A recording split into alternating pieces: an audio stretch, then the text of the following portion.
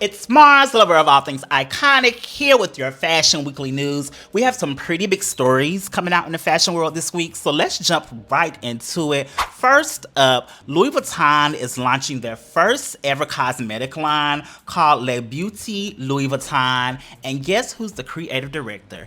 The great dame herself, Pat McGrath. Pat McGrath shared with Who What Wear that you can expect exquisite formulas, impeccable attention to detail, and meticulous packaging. If you look at Pat McGrath's namesake makeup brand, she has all of those things and so much more. So I can only imagine what she's going to do at Louis Vuitton. Pat has been creative directing makeup looks for Louis Vuitton's fashion weeks for almost 20 years now, so it only makes sense that they would pick her if they're going to go into the cosmetic industry to like take over the realms, because Pat has a cult following. So whatever Pat puts her stamp on, the makeup girlies are gonna buy it, and they're gonna buy it in dozens, in droves. Like, they don't just buy one lipstick and one palette, they collect. Okay, Pat has some real serious fans behind her. This collection is going to consist of 55 lipstick shades, 10 lip balms, and 8 eye palettes, which I think is a pretty good start. You can get a feel of what people are going to buy more, whether it's going to be the lipsticks or the eye palettes or the lip balms. I think Pat McGrath's namesake brand is really known for their eye palettes, so we'll see if that translates over into the Louis Vuitton world. And people are not buying into luxury like they used to. We're going into a recession. People don't have money like that to buy into luxury, so I think it's smart that Louis Vuitton is creating a more accessible price point for people to buy into their world of luxury. And I'm not sure how much any of this is going to cost. I assume that it would be in the same price range as like a Dior beauty line or a Gucci beauty line, but we shall see when it releases in August of this year. I'm all for a black woman collecting another check, so Pat McGrath, go off. Never in a million years that I thought Never in a million years did I think that Prada would be buying Versace. Prada is set to buy Versace from Capri Holdings for $1.6 billion.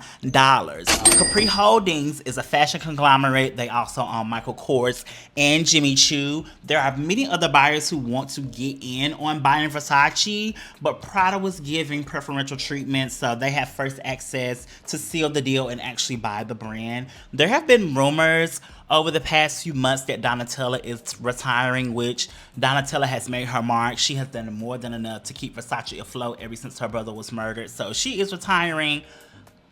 She deserves every bit of retirement because she has been working, and she's getting older. She's getting up there. But that makes me wonder if Versace being sold seals the deal on that rumor that she is actually retiring, what is Versace going to look like under Prada? Prada is a very minimalist brand. Versace is a very maximalist brand. And Versace has a very particular aesthetic and brand DNA, and that is because of like the deep family roots in it. So if Donatella leaves Versace, like, who is someone in the family going to take over the reins? Will it look completely different? I have no idea. I have so many questions. I do think, however, that it is great news that Versace is still going to be around. People want to invest in Versace, and it's going to be a brand that is still lives on whether Donatella retires or not. Let me know what you think in the comments. What is Prada going to look like under Versace? I mean, I'm trying to imagine it. I really can't.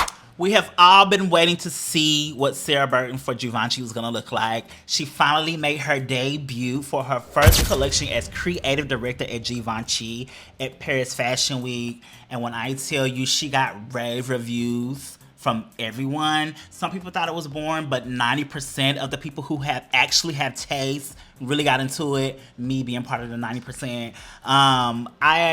Everything that I saw that came down the runway, I was a huge fan of it. I haven't really dug deep into it. I am going to do that, and I'll do a runway report when I do dig deep into it. But Sarah has the ability to bring Givenchy back to its heyday. I mean, Riccardo Tisci heyday, when Givenchy was on every runway, every red carpet, every street style photo, like Givenchy was on it. And what I loved most about this collection, there was not one sharp boot in sight.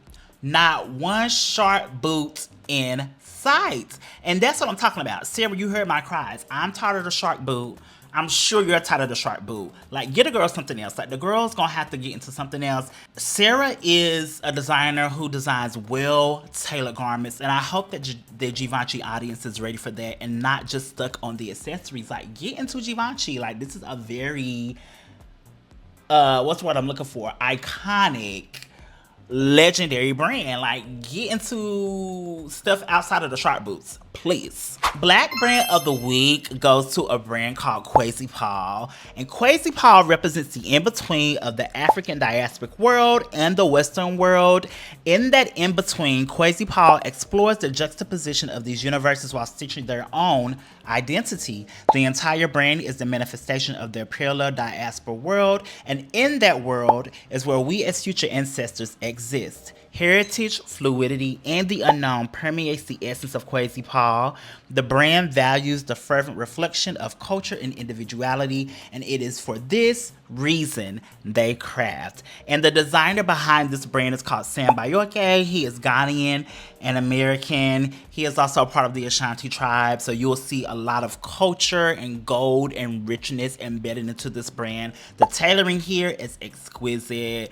Like, I can look at the materials and tell that they are just a step above the rest. I am looking to invest in one of these suits because I just love the cut, the fit, the tailor. I love it. It's great. Make sure you support Kwasi Paul because black brands, especially small ones, they need our support. I will put in the description a link to the website where you can shop. That is your fashion news for this week. My apologies for last week. I had to get out those red carpets, so it was a lot to try to do Fashion Week and the red carpets, but I had to manage a way to do it because I want Fashion Weekly News to be a thing that I am very consistent with and keep you in the know. I know you all look forward to what's going on in the fashion world on top of the horrible news that's going on outside of the fashion world. So it's Mars, lover of all things iconic. Make sure you're subscribed, make sure your notification bell is on, and make sure you leave a comment. Leave me a comment. Let me know if I missed something in the news. Let me know if you want me to cover something. Please give me a recommendation for a black brand of the week. Like, I want your feedback, and share this video so everybody else can watch it. You know, I need my views. I need my views. All right, see you next week. Bye.